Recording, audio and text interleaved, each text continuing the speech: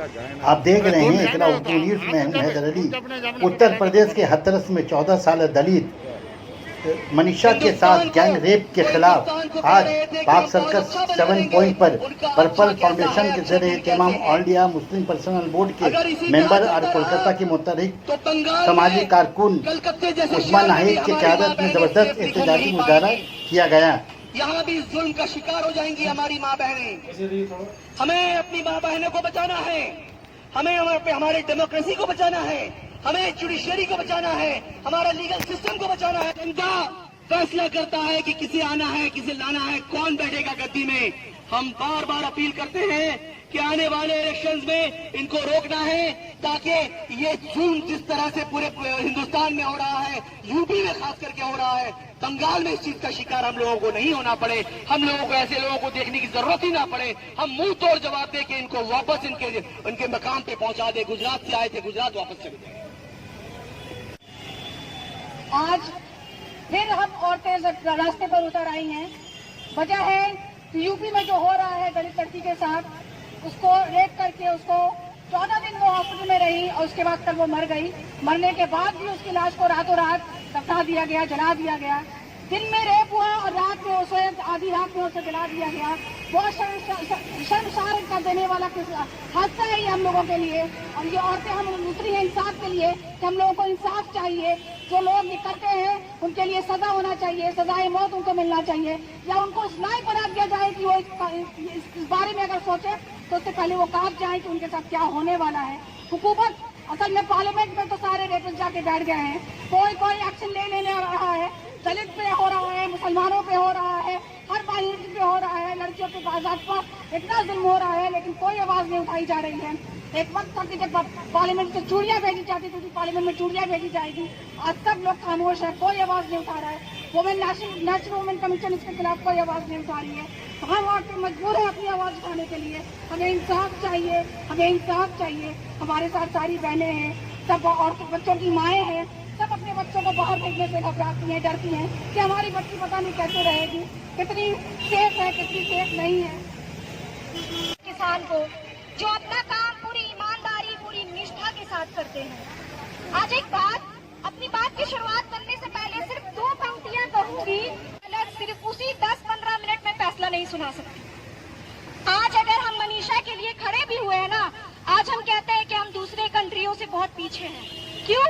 क्योंकि जब बलात्कार होता है ना, तो यूएसए में उम्र कैद की सजा है, चाइना में डेथ की सजा है, और यहाँ तक कि सऊदी और अरब में बीच चौराहे पर उसका गला काट दिया जाता है।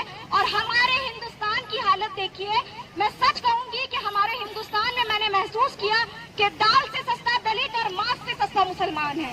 आज अगर हम कहते हैं जब रेप होता है किसी लड़की का, तो हम अदालत और कानून के लिए बैठ जाते हैं, मगर अगर गलती से कोई मुसलमान, कोई दाढ़ी वाला, कोई टोपी वाला हमें दिख जाए, तो हम सिर्फ शक की बुनियाद पर मॉब लिंचिंग करते हैं।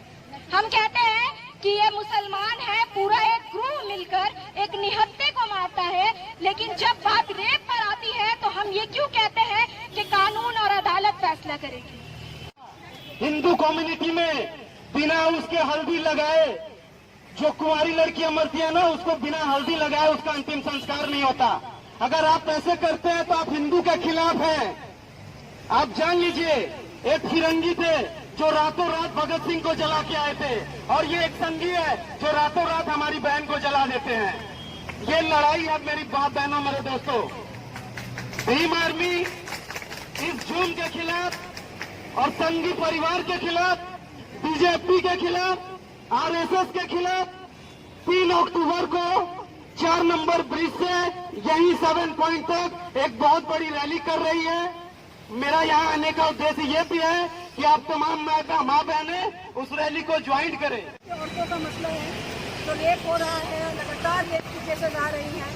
तो यूपी में तो लगातार हो गया है। मोदी योगी गवर्नमेंट को तो चूड़ी भिजवाना पड़ेगा, क्योंकि सारी महिलाएं जिनको हम लोग लाए थे, चाहे वो स्मृति ईरानी हो, चाहे वुमेन कमीशन हो, आज वो खामोश बैठी हैं। तो हम औरतें आज जमीन सड़क पर निकल आई हैं कि ये कब तक चलता रहेगा, कब इंसाफ मिलेगा।